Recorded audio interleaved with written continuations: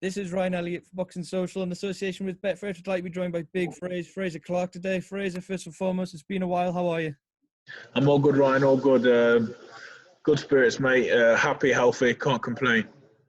That's good to hear. As I said, it's been a while since I've seen you. The last time I seen you was just before the qualifying event got going, a long time ago now. How do you sum up the few months that sort of came about since and everything that's gone on? It's been a strange time, Frazer. Yeah, it's been a strange time. The last year, pretty much. Well, definitely since March, it's been testing for everyone, not just in boxing, everyone in the world. So I think we're sort of coming to terms with everything now. You know, we've gone from a pretty much a nation of people that sort of get on with things and don't do much. You know, rules aren't what we're best at doing. I don't think following, but we've sort of had to all work together and come together and follow a lot of different rules that we're not used to. And I think we're coming to terms with it slowly and getting better at it. So we move.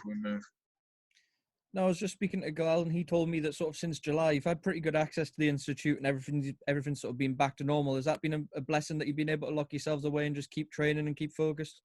Oh, we're very fortunate, very lucky and fortunate. Not just physically, but to be on the mental side of things. To be able to keep training, to stay in this gym.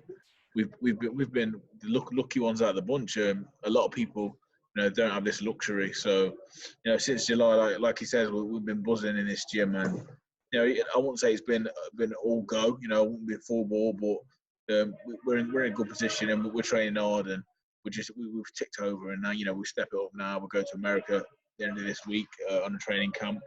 So we're very fortunate to be able to still do what we do, really. Now, by the time this goes out, the news of the rescheduled Olympic qualifiers will have gone out. April 22nd, I believe it gets underway back at the Copper Box there. You've got that trip to America coming up.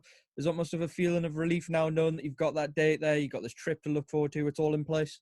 Yeah, it's massive. It's a weight off the shoulders because for a lot of time, even though it wasn't said, and everyone here has been confident at GB that the Olympics are still going ahead. As a boxer, in your head, you're just thinking, is it not? Is someone not telling us something? Do you know what I mean? So it's a massive relief and weight off our shoulders, and it's a boost as well. Do you know what I mean? It's a boost training wise and mentally wise. The focus is back, so I'm really happy with that news. When the Olympics was pushed back and there was all that doubt, as you said, and it can creep into a fighter's head. I know there was a couple guys, I was talking to Galal about this, that were just thinking, is it time to turn over? Do I wait it out? In your head, was the focus always going to be to stick it out as long as you could in terms of the Olympics, though?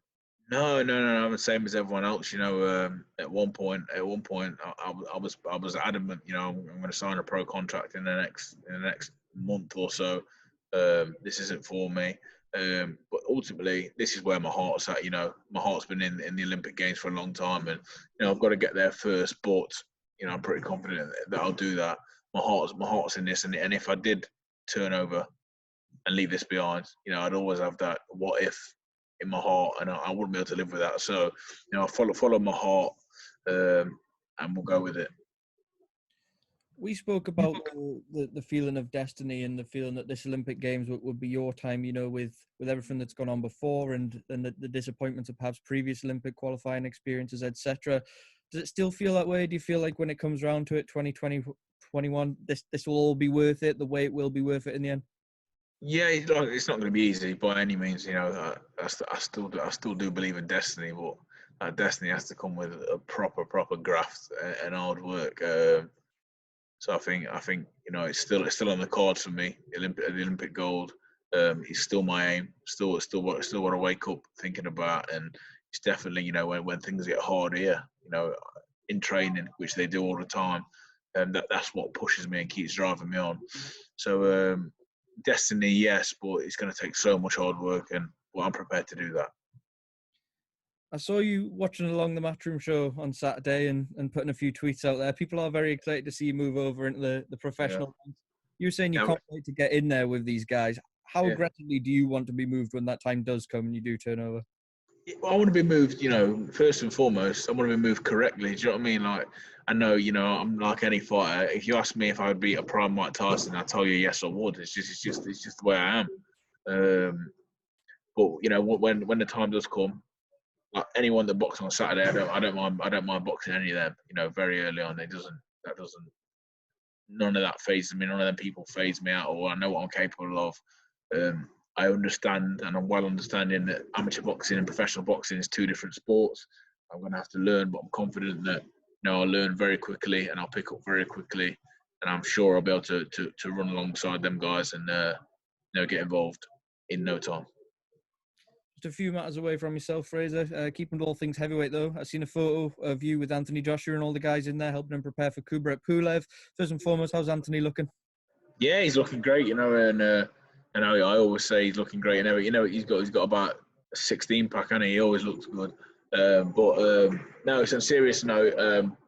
As a fighter, I think he's like I just said in my last interview. Since Ruiz won, I think he's come a long way, a hell of a long way. He's developed again. I think he got to a level, and I think he's sort of gone above and beyond that now. Complete fighter. He's becoming that slowly as time goes, and I'm really excited to see the performance on December 12th. Is that December 12th?